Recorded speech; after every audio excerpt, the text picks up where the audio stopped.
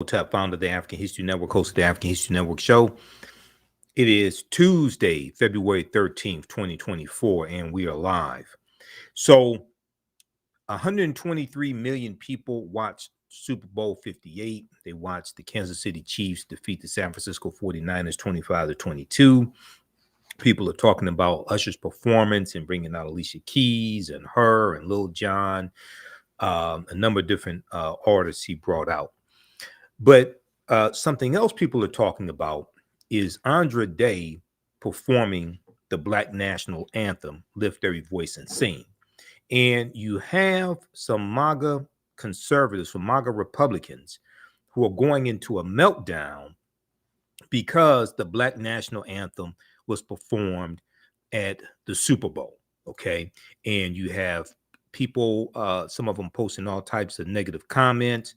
You have, now on our Facebook fan page, the African History Network, I posted this, I shared this post from, this is from the dailymail.co.uk.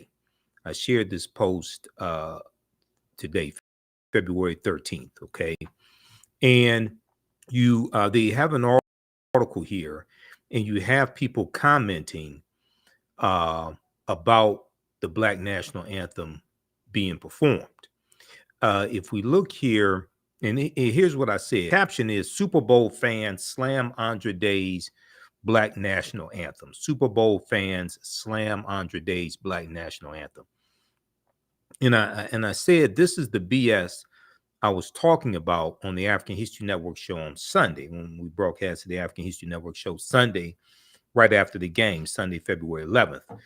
People are ignorant of history.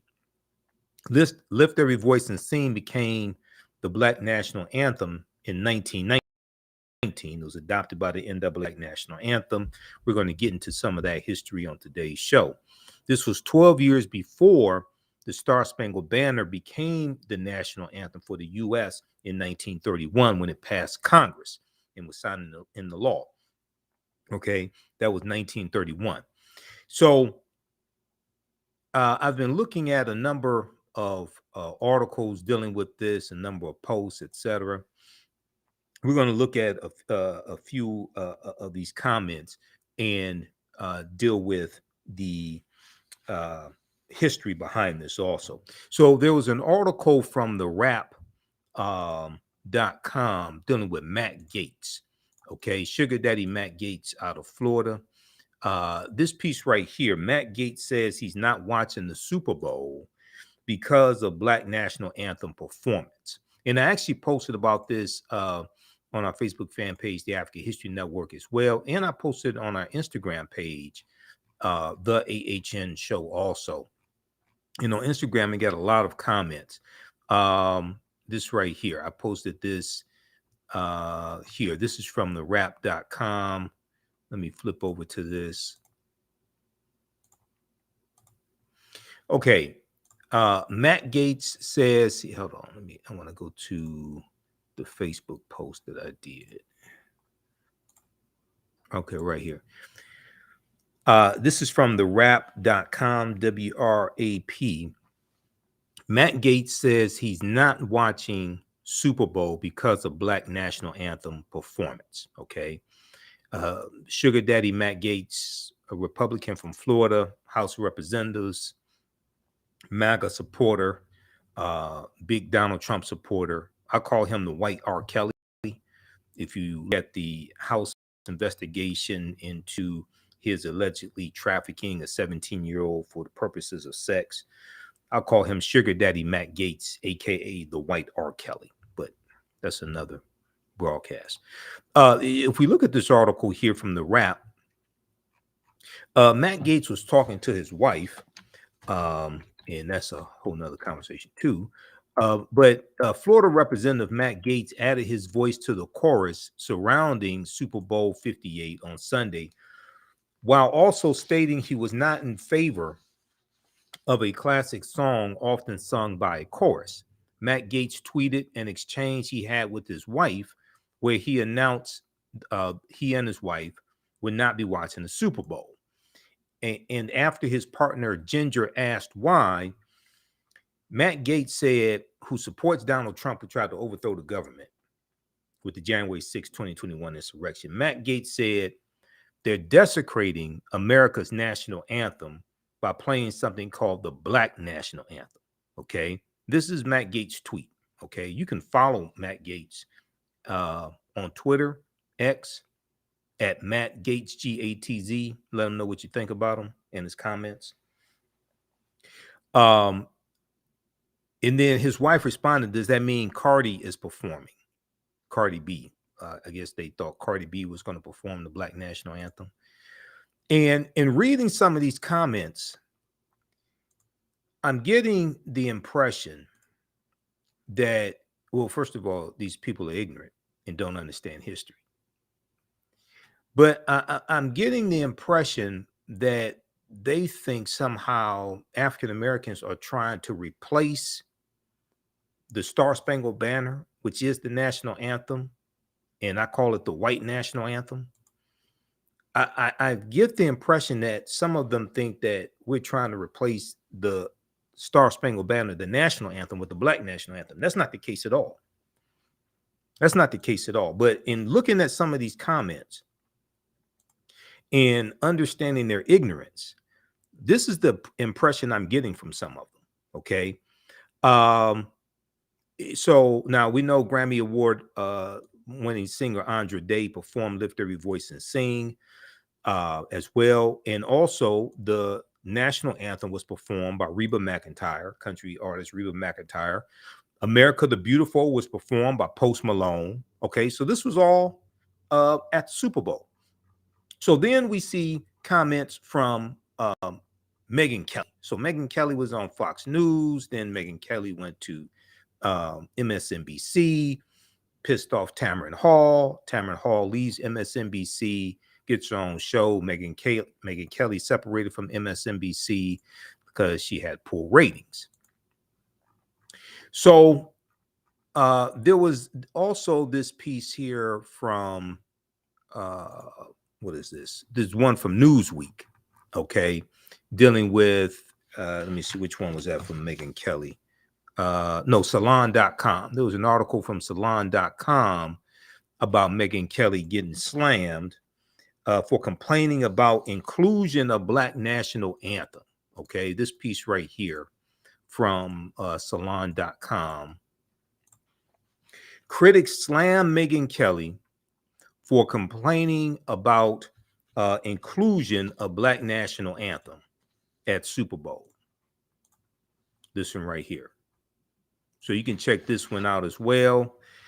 Now, and this is some of the comments in like the post from on Facebook from dailymail.co.uk, the article I'm going to show you in the post that they did of Andra Day and the caption they had. I went through and read some of the comments from white people. I read some of the comments on when I posted about this on our Instagram page. And I'm coming to the conclusion that some white people think that we're trying to replace the white national anthem, and we're not. Megyn Kelly said we already have a national anthem and it includes everybody. Well, Megyn, obviously you haven't studied the history of the white national anthem because it doesn't include everybody. Not by a chance. Conservative media personality Megyn Kelly slammed Andra Day's rendition of Lift Every Voice and Sing, also known as the Black National, which was performed during the Super Bowl pregame ceremony. Quote, the so-called Black National Anthem does not belong at the Super Bowl. Now, the NFL 2023-2024 season, NFL is like 56, 57% African-American. We're the majority of the players. If we're the majority of the players, why would not the Black National Anthem be performed if we're the majority of the players? Maybe Megyn Kelly thinks the Black National Anthem is Back That Thing Up or WAP by Cardi B and Megan Thee Stallion or something like that. Okay, but let's see here. Hold on. Let me close this out. Yeah, so she goes on to say, and I gotta close this out so I can get to this. Okay, hold on. All right, close out that ad. The so-called Black national anthem does not belong at the Super Bowl. We already have a national anthem and includes everyone. Now, Megyn Kelly hosts Sirius XM's The Megyn Kelly Show. She wrote this on social media. The post spurred critics to clap back at Megyn Kelly, with many advising her to stick to her lame political jokes and accusing her of racism. Quote, the so-called blonde journalist does not belong judging who and how we celebrate being Americans at the Super Bowl. Okay, she does not belong judging who and how we celebrate being Americans at the Super Bowl. Stick to lame political takes, thanks, wrote one user on X. Salon correspondent Brian Karam wrote, quote, how to declare your racism in a tweet. How to declare your racism in a tweet. Now, Megyn Kelly also made jabs at Usher's halftime show, okay, writing, quote, not into Usher or his halftime show. However, I do appreciate that my kids haven't had anyone's vagina exposed to them on screen as they innocently wait for the football to start. She said, hi, J-Lo, Shakira. Okay. So now there were some people on social media, largely white, but not all of them were white, who didn't like Usher's halftime performance. And what's important to note, and went through and looked at this, so I think I'm pretty correct on this. All the acts that performed with Usher were African American. Okay, her, Alicia Keys, Lil Jon, Ludacris, Will I Am. They were all African American. So for some people, especially Trump supporters, they may be upset with that. Okay, he had a marching band. He brought the Kappas out to dance. I mean, the step, shimmy. They didn't drop their canes. Okay, so I mean, so a lot of people were upset with the halftime show. But it wasn't because it was a good performance. I didn't see all of it. I watched clips of it on social media. I haven't watched the NFL game since Colin Kaepernick left the league. But you know, you go back and look at it, it was all African Americans performing, you know, the artists. So some people are upset about that as well. Then we have this piece here from the dailymail.co.uk. Now, this was the article that was referenced in the what I posted on social media, okay, about Andre Day. Super Bowl fans are left split by Andre Day's performance of the Black National Anthem ahead of the game, as Megyn Kelly says song doesn't belong in pregame proceedings. Okay, they have some of the same information that we just talked about. They referenced Matt Gaetz. Matt Gaetz said they're desecrating America's anthem by playing something called the Black National Anthem. Yeah, well, the domestic terrorists that Donald Trump sent to the U.S. Capitol to interrupt a constitutionally mandated bicameral, both chambers session of both the House and the Senate to certify the Electoral College votes. Well, they desecrated the U.S. Capitol building, and they tried to overthrow the government and keep the votes from being certified for Joe Biden and Vice President Kamala Harris. No, notice how Matt Gaetz is silent on that. You want to talk about desecration? You had people uh, having bowel movements in the U.S. Capitol building. And this idiot wants to talk about desecration. You had 140 Capitol Hill police officers assaulted by the domestic terrorists. But Matt Gaetz, Sugar Daddy Matt Gaetz, who I call the white R. Kelly, he wants to say that the Black national anthem being performed at the Super Bowl and 56% of the players in the NFL are African American, they're the majority, somehow that's desecration. Okay.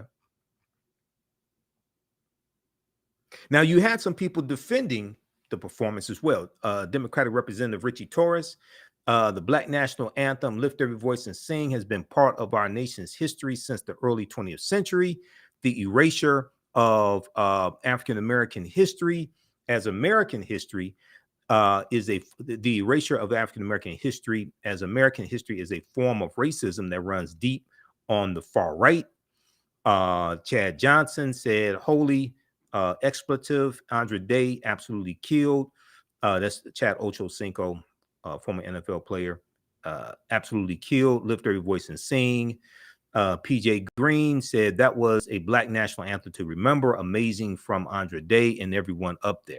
Okay, so read the rest of this here also. Okay, interesting article, and it gives some background history. So when we look at this, and I'll make sure that's all I want to get to. Yeah. Some people may ask the question, so Michael Imhotep, why do you call the Star Spangled Banner the white national anthem? That's a very good question. We're going to get to that. And I've dealt with this before back in 2017 where Colin Kaepernick had his protest and was banned. He took a knee and he was banned from the NFL. I did a big presentation on this. First, let's look at some history of Lift Every Voice and Sing and what's called the Black National Anthem. Okay. And there's a couple of pieces on this. There's one from CNN, and I've dealt with this in some of my lectures. So I'm going to refer to some of my slides on this also. Well, if we look at this piece here, there's a couple good articles that I've looked at dealing. Well, it's a number of articles, but it's two that I'll show you. One of them is from CNN.com, and this is from September 10th, 2020. September 10th, 2020. Also, everybody, I'm going to give you information about the online history classes that I teach. A new class that started up February 3rd. We have class number 2, Saturday, February 10th, 2 p.m. Eastern Standard Time, Ancient Kemet, the Moors, and the Ma'afa, Understanding the Transatlantic Slave Trade, what they didn't teach you in school. Visit our website, theafricanhistorynetwork.com, theafricanhistorynetwork.com. You can register there and watch last week's class. Okay, what makes Lift Every Voice and Sing so iconic? This is from CNN.com. So very quickly here. So it was written by James Weldon Johnson. Okay, and James Weldon Johnson was a member of Phi Beta Sigma Fraternity Incorporated. Somebody tell Roland Martin that, because Roland and I go back and forth. Well, he comes at me with this nonsense, but James Weldon Johnson was a member of Phi Beta Sigma Fraternity Incorporated, my fraternity. Now, Lift Every Voice and Sing was written and composed by the Johnson brothers, a pair of influential African-American men in Jacksonville, Florida. James Weldon Johnson wrote the lyrics. Okay, I'm gonna give you some background story on this. And his brother John Rosamond Johnson, who was a classically trained composer, wrote the melody for it. They worked together their whole lives, first in show business and later in the pursuit of civil rights. They both saw artistic and cultural excellence as a key to Black advancement in America. And here's James Weldon Johnson here. Okay. The elder Johnson was a lawyer, diplomat, professor, prolific writer, and poet, and the first American leader of the first African-American leader of the NAACP. At the time he wrote the song in 1899, he was the school principal of the segregated Stanton School in Jacksonville, Florida. Okay, the Stanton School in Jacksonville, Florida. All right, now, that's where the hymn debuted the following year, 1900, sung by 500 children at an event celebrating Black history. Okay, and he was asked to deliver a speech in 1900 on the birthday of Abraham Lincoln, which is February 12th, commemorating, Abraham Lincoln's birthday. All right. Now here's a picture of John Rosamond Johnson, his brother. Okay. The younger Johnson, John Rosamond Johnson, trained at the New England Conservatory of Music. During his long musical career, Johnson composed and performed in stage musicals and operettas, and his work spanned multiple genres from vaudeville and traditional theater to spirituals and other deeply rooted African-American traditions. Okay. All right. So you can read the rest of this. They have the lyrics here. Now, when I was in elementary school, we had to learn the lyrics to Lift Every Voice and Sing. Okay. Now, this song became, it was adopted in 1919 by the NAACP as the Negro National Anthem. Now, this was 12 years before the Star Spangled Banner was adopted by Congress in 1931, and Herbert Hoover was president, but it passed Congress in 1931 to become the national anthem. Okay. It is an omnipresent part of African-American worship traditions and an enduring refrain for great Black artists. Okay, so read the rest of this here. And I want to go to my slide presentation. What makes Lift Every Voice and Sing so iconic? What makes Lift Every Voice and Sing so iconic? All right, let me go to my slides here in just a minute to show you this, to give you some background history here. And all this ties into history, and the people's history and culture teaches them how to deal with the problems of the past, in the present, and the future to meet the needs of the community. Our history teaches us about our successes, our failures. It teaches us how we got here, how things came to be, so we understand where we need to go from here. So watchtheyard.com had this article.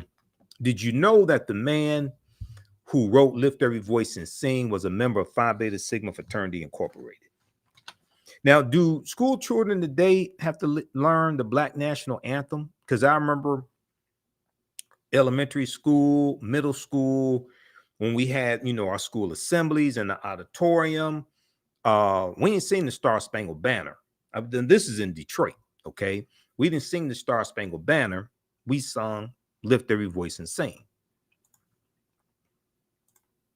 So let me know, do school children today learn the Black National Anthem? So the song was written by James Weldon Johnson in 1899, adopted by the NAACP as the Negro National Anthem in 1919. Now, 1919 was also the year of the Red Summer. The Red Summer was the year after World War I ends. And we cover this in the second class that I teach on Sundays, Black Resistance Movements, dealing with history from 1800 to 1968. And you had 25 major race riots all across the country the year after World War I ends, okay?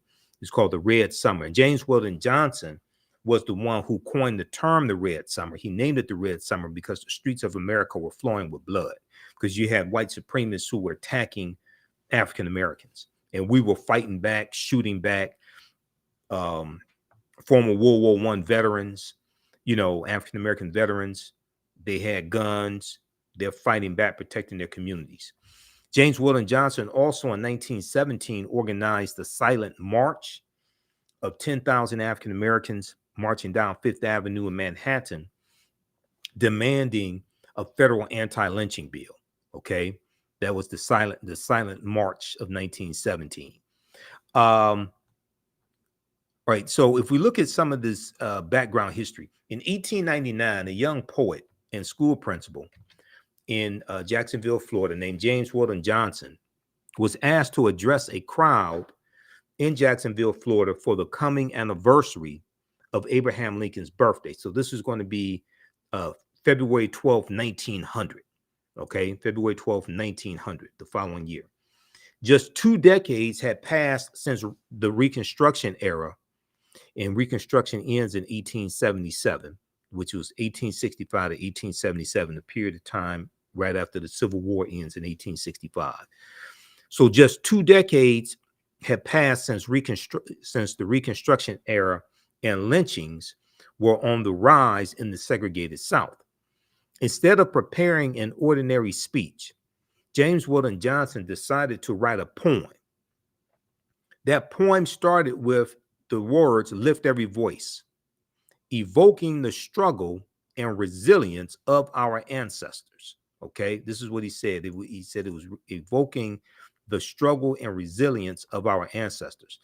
Now, the following year, a chorus of 500 school children performed the song at the Abraham Lincoln birthday celebration.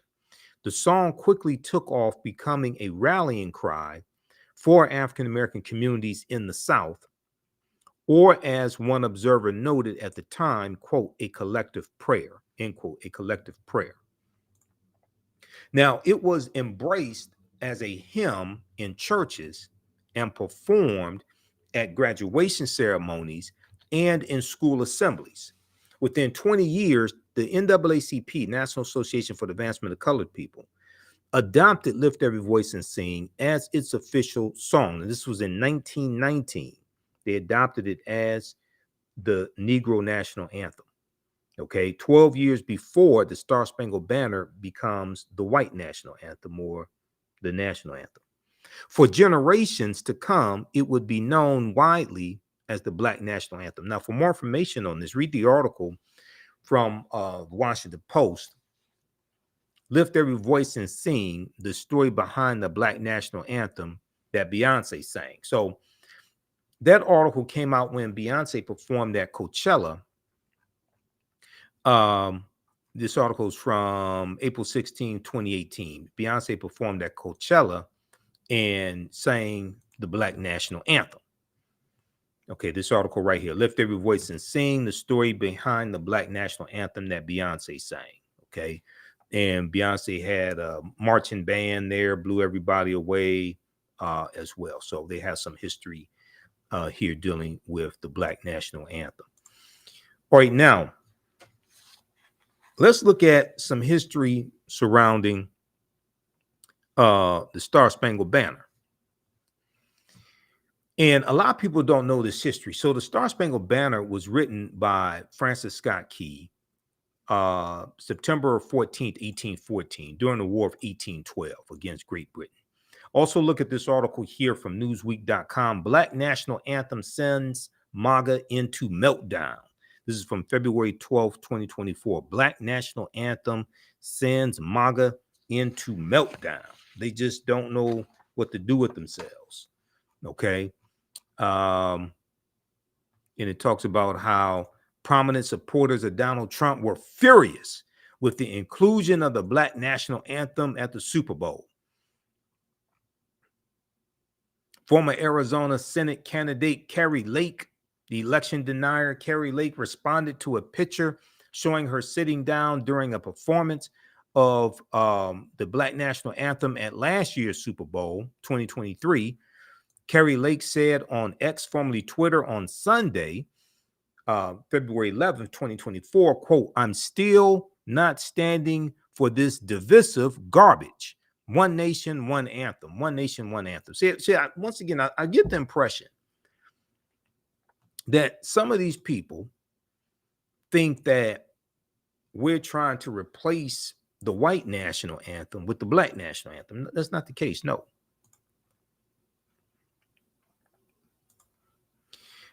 The account End Wokeness, the social media account called End Wokeness, added, quote, "There is no such thing as a Black national anthem." Really?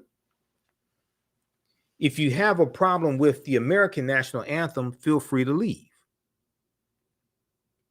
Now, see, this is the typical response from white supremacists.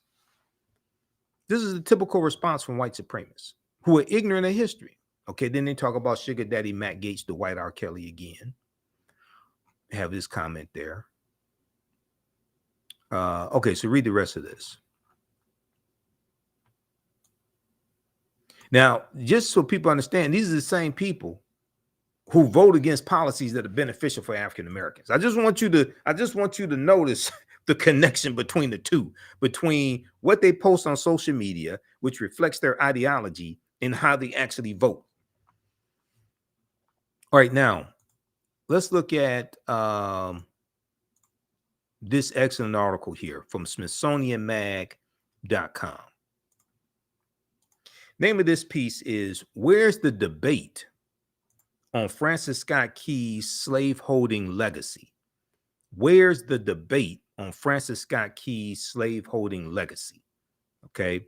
Now, Francis Scott Key was the man who wrote the Star Spangled Banner.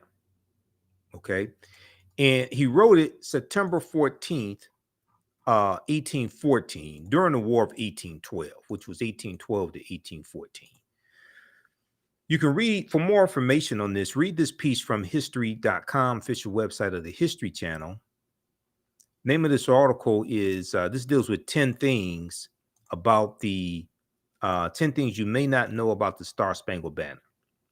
10 things you may not know about the Star Spangled Banner. 10 surprising facts about the national anthem and the man who wrote its lyrics. This is from September 24th, 2021. Okay. And it goes through Bounty versus the family dishcloth. It goes through and it talks about Francis Scott Key intended his verses to be song lyrics, not poetry. Let's see here. He wrote it September 14th, 1814. He wrote it. The song was not originally entitled "The Star Spangled Banner." It was originally called "Defense of Fort McHenry," because he was watching the attack on Fort McHenry by the British, Fort McHenry in Baltimore. Okay. On March 3rd, 1931, after 40 previous attempts failed, a measure passed Congress and was signed into law that formally designated the Star Spangled Banner as the national anthem of the United States. So that wasn't until 1931. Okay. All right. Francis Scott Key was a slave owner. Yes, he was. He also thought African people were mentally inferior. We're going to come to that. So read this piece here, 10 things you may not know about the Star Spangled Banner. And that's at history.com, official website of the History Channel.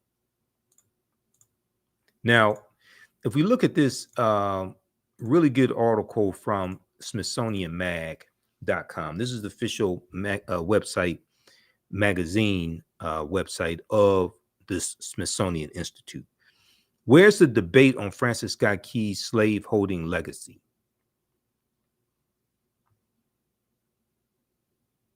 During his lifetime, abolitionists ridiculed Francis Scott Key's words, sneering that America was more like the land of the free and the home of the oppressed. More like the land of the free and the home of the oppressed.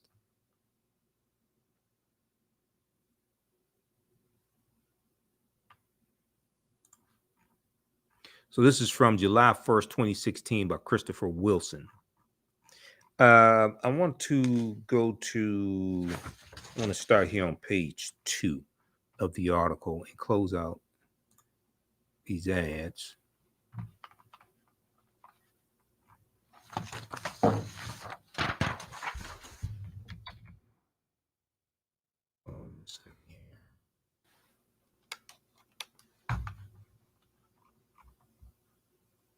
All right. I want to go to page 2 right here. They show a painting of Francis Scott Key.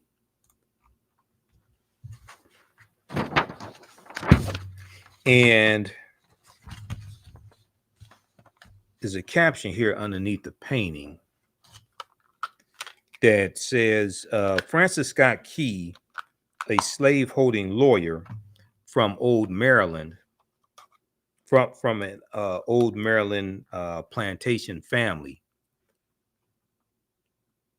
wrote the song that would in 1931 become the national anthem and proclaim our nation the land of the free. Okay, now he's from a Maryland, he's from a he was a slaveholder from a slaveholding family. Okay, but he wants to proclaim the United States as the land of the free.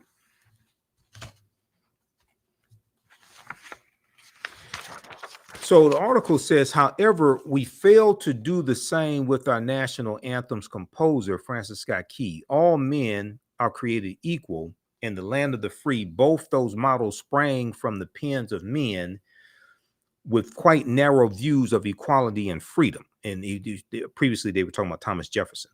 The seeming contradictions between Thomas Jefferson's slaveholding history, deeply racist personal views, his support of the institution of slavery in his political life, and his assertion of human rights in the Declaration of Independence, in many ways parallels Francis Scott Key's story. In many ways parallels Francis Scott Key's story. In 1814, Francis Scott Key was a slave-holding lawyer from Maryland, from an old Maryland plantation family, who, thanks to a system of human bondage, had grown rich and powerful. Who, thanks to a system of human bondage, had grown rich and powerful. When he wrote the poem that would, in 1931, become the national anthem and proclaim our nation the land of the free. Like Thomas Jefferson, Francis Scott Key not only profited from slaves, he harbored racist conceptions of American citizenship and human potential. He harbored racist conceptions of American citizenship and human potential. Africans in America, he said, were a distinct and inferior race of people, which all experience proves to be the greatest evil that afflicts a community. Now, all the MAGA Republicans out there saying the Black national anthem being performed at the Super Bowl is divisive. How do you explain this? The man who wrote the white national anthem, the Star Spangled Banner, said of Africans in America, he said they were a distinct and inferior race of people, which all experience proves to be the greatest evil that afflicts a community, end quote. Now, a few weeks after British troops in the War of 1812 stunned and demoralized America by attacking Washington, D.C., and setting the Capitol building and the White House ablaze on August 24th, 1814. They set the British set the White House on fire. Okay, now I don't know if that's the inspiration for the song, the roof is on fire. I don't know if that was the inspiration for the song, or if in 1675, December 1675, when during Bacon's Rebellion, when the rebels burned down the town of Jamestown, Virginia, maybe that was the inspiration for the roof is on fire. We don't need no water, you know. Maybe I'm not sure. So in August 24th, 1814, the British set the U.S. Capitol building on fire, and they set the White House on fire. The British turned their attention to the vital seaport of Baltimore. Okay, this is during the War of 1812. On September 13th, 1814, hold on. On September 13th, 1814, British warships commenced an attack on Fort McHenry, which protected the city's harbor. For 25 hours, bombs and rockets. Hold on. Where'd my cursor go? For 25 hours, bombs and rockets rained down on the fort, while Americans still wondering whether their newfound freedom would really be so short-lived, awaited news of Baltimore's fate.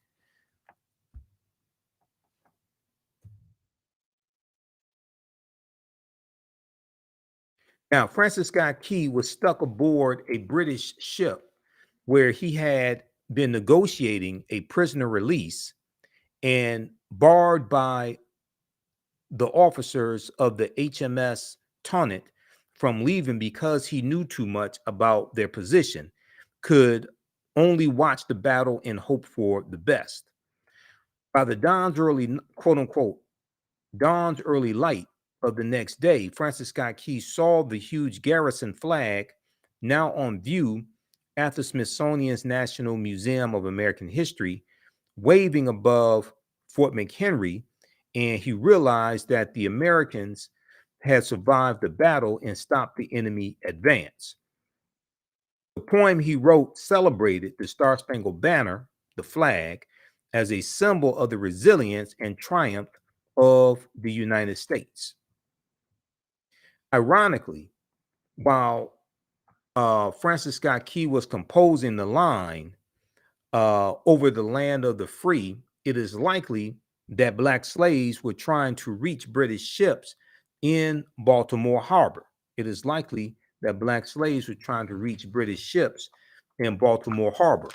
They knew that they were far more likely to find freedom and liberty under the Union Jack, which was the flag of the British, than they were under the Star-Spangled Banner. So during the War of 1812, you're going to have about 6,000 African Americans who go and fight. You're going to have runaway slaves who go and fight on behalf of the British, because the British say they were the first ones to say, when this war, if you come fight for us, when this war is over, then we'll set you free. Okay, so it's about 6,000 runaway slaves that run away and fight on behalf of the British. Now, at the end of the War of 1812, the U.S. demands that the British return those 6,000 runaway slaves. The British refused to do so. All right, let's continue here.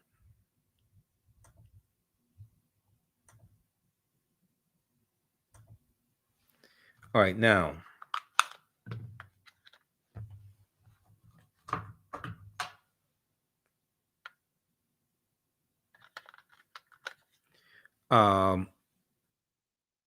okay, so additionally, now Francis Scott Key also used his office as district attorney of Washington, D.C. from 1833 to 1840 to defend slavery, okay, to defend slavery, and he attacked the abolitionist movement in several high-profile cases.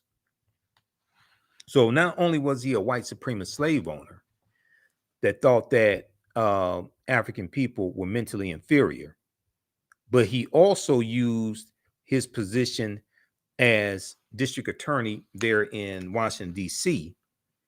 to defend slavery and attack abolitionists. Now, in the mid 1830s, the abolitionist movement was gaining momentum. And with it came increased violence, particularly from pro-slavery mobs attacking free African Americans and white abolitionists, and other methods to silence the growing cries for abolition. Now, in a House of Representatives, in the U.S. House of Representatives and United States, inundated with petitions from abolitionists calling for the ending or restriction of slavery, pro-slavery congressmen looked for a way to suppress the voices of abolitionists.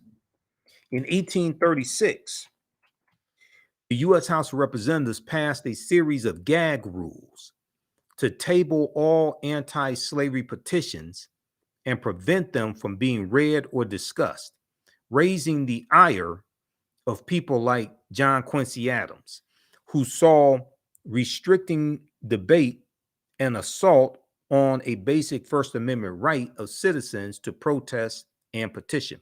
Now, we know John Quincy Adams is going to be a defense attorney for those Africans on the Amistad slave ship in the 1841 U.S. Supreme Court case, the United States versus the Amistad. He's going to help them get their freedom.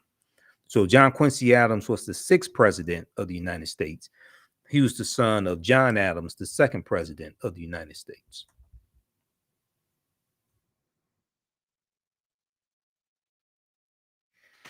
Right. Then Francis Scott Key also tried to have abolitionists executed. So in the same year, shortly after a race riot in Washington, D.C., 1836, shortly after a race riot in Washington, D.C., when an angry white mob set upon a well-known free black restaurant owner, Francis Scott Key likewise sought to crack down on the free speech of abolitionists he believed were riling things up in the city. Francis Scott Key prosecuted a New York doctor living in Georgetown for possessing abolitionist pamphlets, Okay. This was Reuben Crandall. In the resulting case, the U.S. versus Reuben Crandall, Francis Scott Key made national headlines by asking whether the property rights of slaveholders outweighed the free speech rights of those arguing for slavery's abolishment. He hoped to silence abolitionists who he charged wished to, quote, associate and amalgamate with the Negro. Okay, this is what Francis Scott Key said of abolitionists who were trying to free African people, while Francis Scott Key was working to keep them enslaved. Francis Scott Key hoped to silence abolitionists who he charged wished to, quote, associate and amalgamate with the Negro.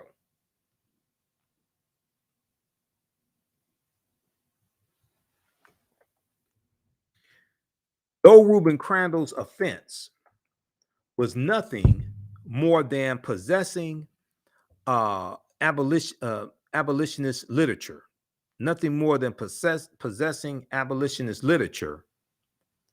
Francis Scott Key felt that abolitionist free speech rights were so dangerous that he sought unsuccessfully to have Reuben Crandall hanged. He tried to have Reuben Crandall executed for possessing abolitionist pamphlets, not for trying to overthrow the government. Okay, not for trying to overthrow the government like the January 6th insurrection. Not that, just for having abolitionist pamphlets. This is the guy that wrote the Star Spangled Banner. So why, unlike Thomas Jefferson, does Francis Scott Key get a pass? Why this seeming contradiction? Perhaps it is because the writer of the Declaration of Independence, Thomas Jefferson, was also a president, and we judge, re-examine, and reconsider the legacy of our presidents fairly rigorously. No, it's because people don't understand history. That's why. You're dealing with people who are ignorant of history. President Abraham Lincoln certainly gets taken to task despite the Emancipation Proclamation, the 13th Amendment, and the Gettysburg Address. Many Americans are acutely aware of the ways in which his record conflicts with the myth of the great emancipator. However, while Francis Scott Key may not be as notable as a president, his poem is, and that was enough to make abolitionists ridicule his words during his lifetime by sneering that America was truly the land of the free and home of the oppressed. Okay, so check out the rest of this article here. This is from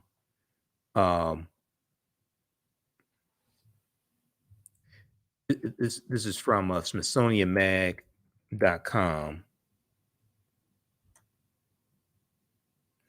Name of this article: Where's the debate on Francis Scott Key's slaveholding legacy? Where's the debate on Francis Scott Key's slaveholding legacy? Now, there was also a really good article from theroot.com that Dr. Jason Johnson wrote a few years ago. And we're going to go to, I want to go to that article here. But give us a thumbs up, give us a heart, give us a like on this broadcast. And how you all like this type of information? Hopefully you're learning a lot. Be sure to register for the 10-week online history course that I teach on Saturdays. Ancient Kemet, the Moors, and the Ma'afa. Understanding the transatlantic slave trade, what they didn't teach you in school. Visit our website, AfricanHistoryNetwork.com. We teach this Saturdays, 2 p.m. Eastern Standard Time. Class just started. Class number 2, Saturday, February 17th, 2 p.m. Eastern Standard Time. We do the sessions live. All sessions are archived and recorded. You can go back and watch it anytime. So you can register right here. Click on register here. And I have my lesson plan here for all 10 classes. Okay. So lesson plan is all laid out. So you can view the content that we're going to cover in these classes. So we have a ton of information. There's over 200 slides that I put together for the class. There's 80 to 100 articles that we reference. There's video clips, excerpts of interviews I've done with our scholars. So there's a lot. There's 15 books that we reference. So there's a lot that we cover here in the class. We deal with thousands of years of history and what leads up to the transatlantic slave trade taking place. Visit our website, AfricanHistoryNetwork.com. Register for that right now. The content is PG-13, so you can use this with your children also. All right, now, okay, I want to look at this piece here from theroot.com because it talks about the colonial Marines.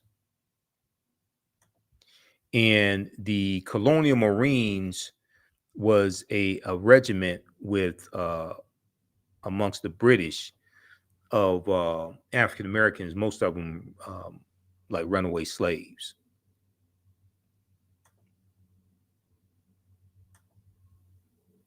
So if we look at this right here, Star Spangled Banner bigotry, the hidden racist history of the national anthem. Star Spangled Banner bigotry, the hidden racist history of the national anthem. This is from theroot.com. This is an article by Dr. Jason Johnson. It came out July 4th, 2016. And in the piece here, I want to go to the piece where he talks about the colonial Marines. Okay. He says, a particular note. Close this out.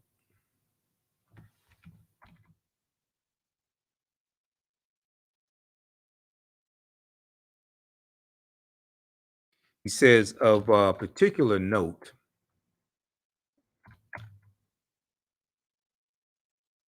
was Francis Scott Key's opposition to the idea of the colonial Marines. Francis Scott Key's opposition to the idea of the colonial Marines. The colonial Marines were a battalion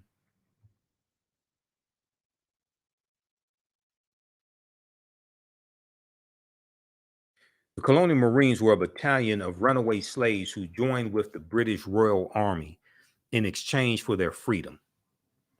The Marines were not only a terrifying example of what slaves would do if given the chance, but also a repudiation of the white superiority that men like Francis Scott Key were so invested in.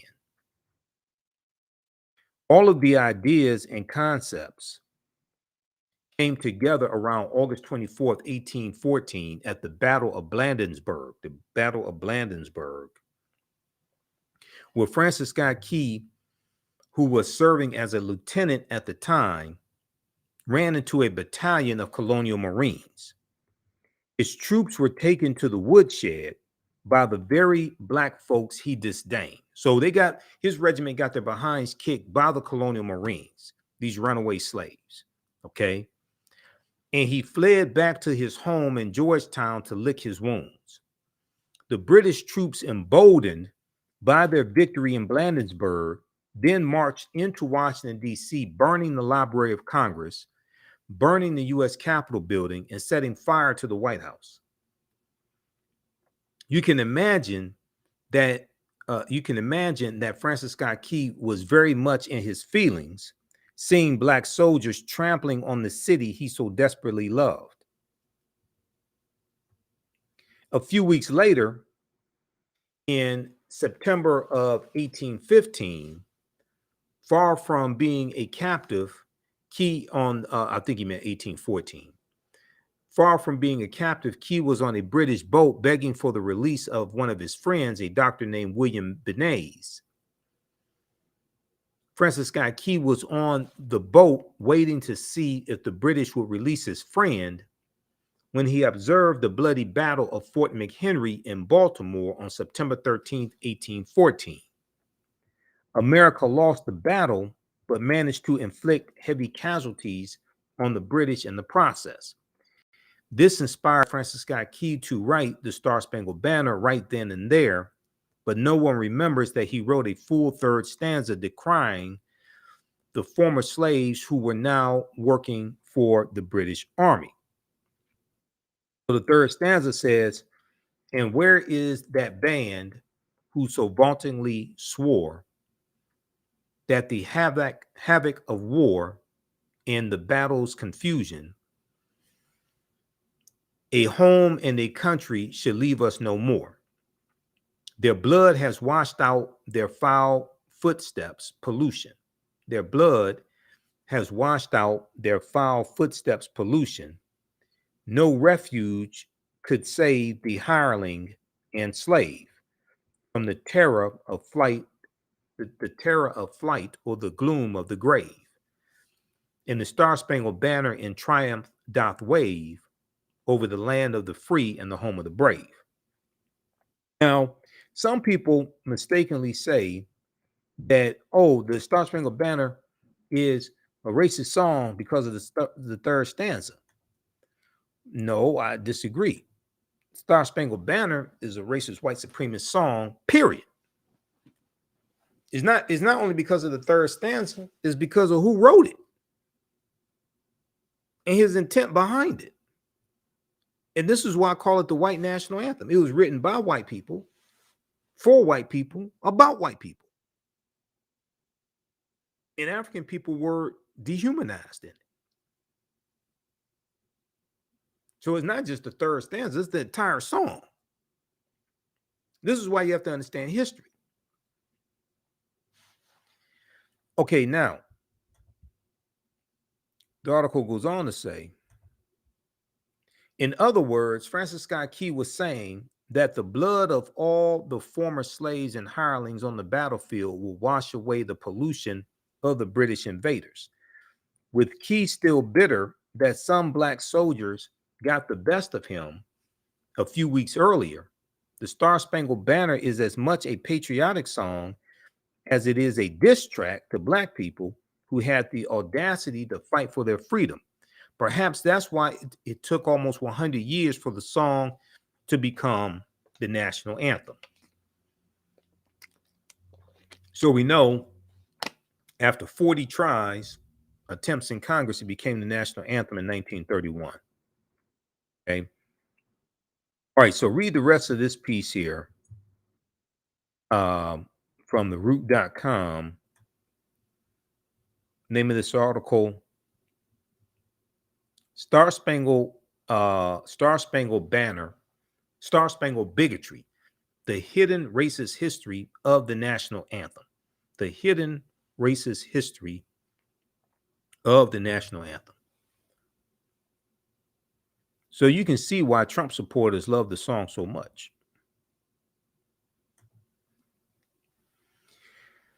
All right. So I wanted to share that information with you all because I was seeing these different conversations on social media. I was looking at our Instagram page, the African History Net of the AHN show on Instagram, and the post that I did that showed. Let me see if I can find this post here. The post that I did about Matt Gaetz not liking the national anthem. I mean, not liking the Black national anthem being performed at the Super Bowl. And then people responding, oh, there's only one national anthem, things like that. Okay, this right here.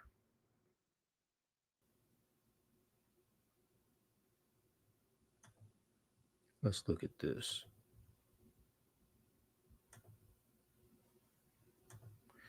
Okay, so I posted this on, this was February 12th. Okay, Monday, February 12th. And we look at some of the comments. People were saying, had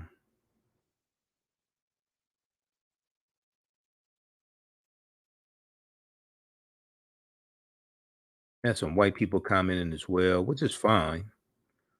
This helps if you know what you're talking about. We had some people commenting, and let me see what are the rest of the comments. Some people said that I was looking at comments on social media. Some of the posts that I did, some people were saying, "Oh, there's only one national anthem," etc. And it was leaving me to believe that once again, people think that we're trying to replace the white national anthem. No, that's not the case. Follow me, the AHN show, at the AHN show on Instagram, because we have videos viewed like 100,000 times. Like if we look here, we got this one's viewed 56,000 times. Molly Jung Fast. Robert Hur didn't want to give Joe Biden a win. This one here I just posted today. Haley bashes Trump for comments about her husband in the military. That's viewed 10,000 times.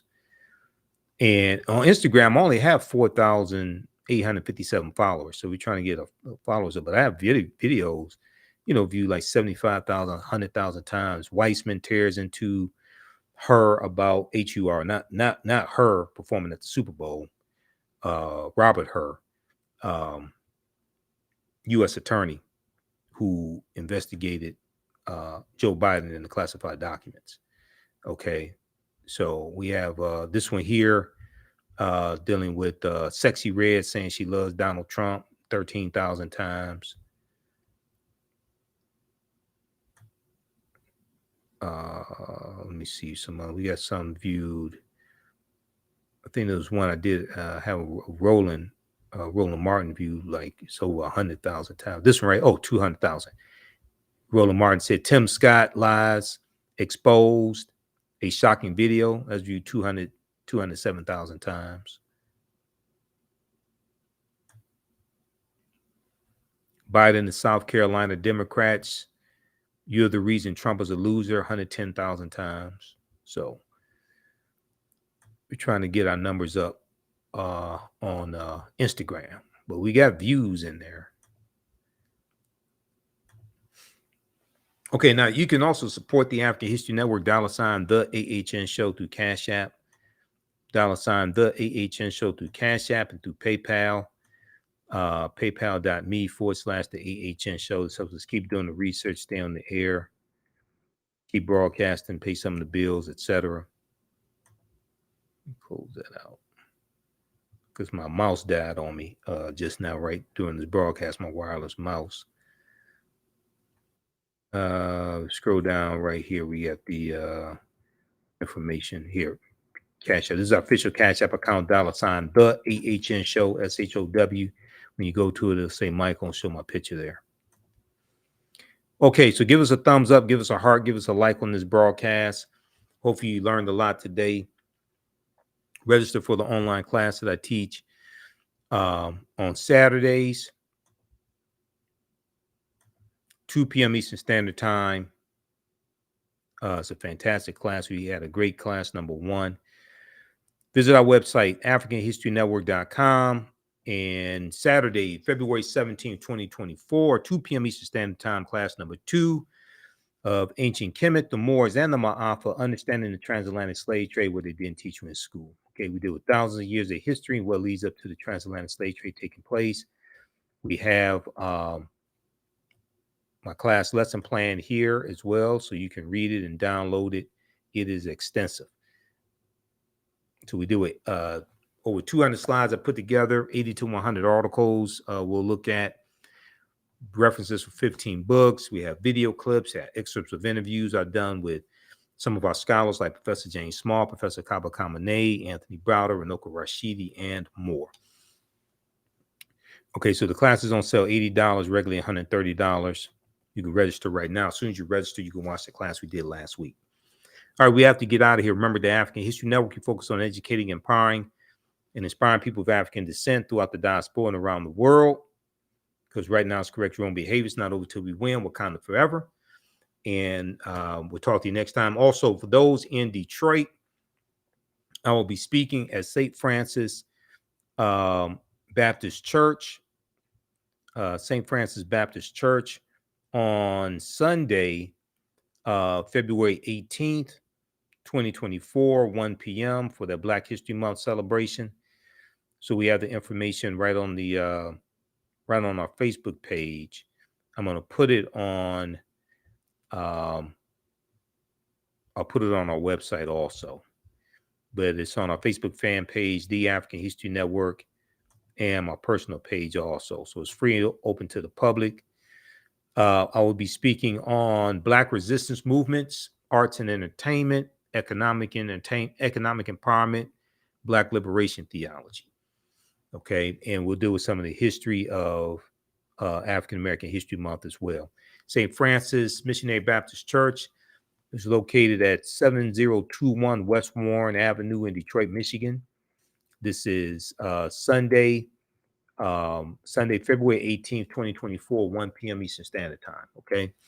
All right. Remember, at the African History Network, we focus on educating, empowering, and inspiring people of African descent throughout the diaspora and around the world. Because right now it's correct your own behavior. It's not over till we win. Wakanda forever. We'll talk to you next time. Peace.